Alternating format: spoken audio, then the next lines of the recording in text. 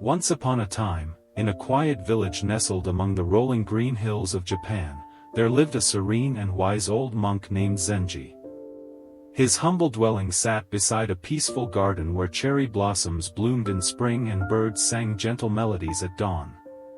Zenji was not just admired for his age or calm demeanor, he was deeply respected for his wisdom, compassion, and ability to guide lost souls toward clarity and peace. People from all walks of life traveled to see him. Some came for answers, others simply for comfort. But all left with a sense of lightness, as if a burden had been lifted from their hearts. One day, a young man named Koji arrived at Zenji's doorstep. His face was weary, his shoulders hunched under the weight of unseen troubles. Koji was haunted by negative thoughts, worries about the future, regrets from the past, and an overwhelming sense of not being enough. No matter how hard he tried, he couldn't quiet the endless chatter of his restless mind. Desperate for relief, he knelt before Zenji and said, "Master, I can't find peace. My mind is like a storm, loud, chaotic, and unrelenting. Please, help me." Zenji welcomed Koji with a gentle smile and motioned for him to sit beneath the great cherry blossom tree in the garden. The petals floated gently in the breeze, and the scent of spring filled the air. There, surrounded by nature's calm, Zenji began to speak. "Koji," he said softly, "your thoughts are like clouds drifting across the sky. Some are light and playful, others dark and heavy. But just as the sky remains unchanged behind those clouds, there is a stillness within you, untouched, pure, and steady." Koji listened, but confusion lingered in his eyes. "How can I control these thoughts, Master?" he asked. "They appear without warning, pulling me into fear and self-doubt." Zenji didn't answer immediately. Instead, he picked up a small stone from the ground and held it in his palm. "Imagine this stone is one of your thoughts," he said. "When you cling to it tightly, when you obsess, analyze, or resist, it becomes a burden. But if you simply notice it, then let it go, it becomes weightless."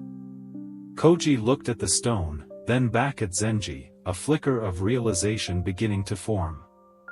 "So, I don't have to fight my thoughts?" he asked. "No," Zenji replied.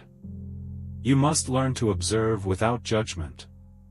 Let your thoughts come and go, like clouds. Watch them, understand them, but do not become them." And so began Koji's journey of transformation. Under Zenji's guidance, he learned the art of mindfulness and meditation. At first, it was difficult. His mind resisted stillness, tugging him back into old patterns. But day by day, he practiced.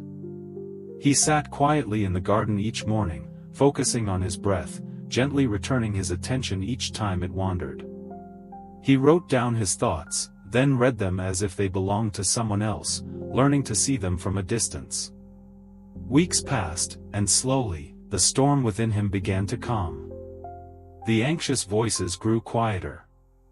The doubts still came, but now, he didn't feed them. He let them pass, like leaves floating down a stream. There came an evening, months later, when Koji returned to Zenji under the warm glow of a setting sun. His face, once tense and tired, now carried a quiet strength. He bowed deeply before his teacher and said, "Master Zenji, your teachings have changed my life. I no longer feel captive to my thoughts. I've discovered a stillness I never knew existed." Zenji smiled, his eyes filled with quiet pride. "Remember this, Koji," he said, "the mind is a powerful tool. When you learn to guide it, rather than be led by it, you become the architect of your own happiness. Your thoughts shape your world. Cultivate them wisely." From that day forward, Koji continued walking the path of self-mastery. He didn't become a monk, nor did he retreat from the world. Instead, he returned to the rhythms of everyday life, but with a deeper awareness.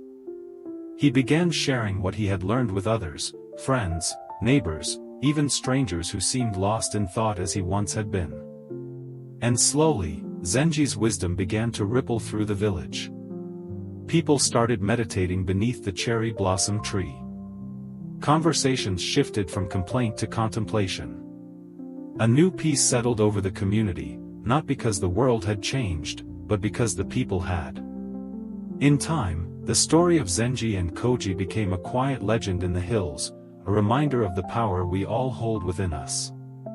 The power to step back from our noisy minds, to breathe, to observe, and to choose peace. For those who feel lost in their own thoughts, who wake each day with worry and go to bed with doubt, this story offers a gentle truth. You are not your thoughts. You are the sky. And the clouds will pass. If you enjoyed this story, don't forget to subscribe for more peaceful and inspiring tales like this.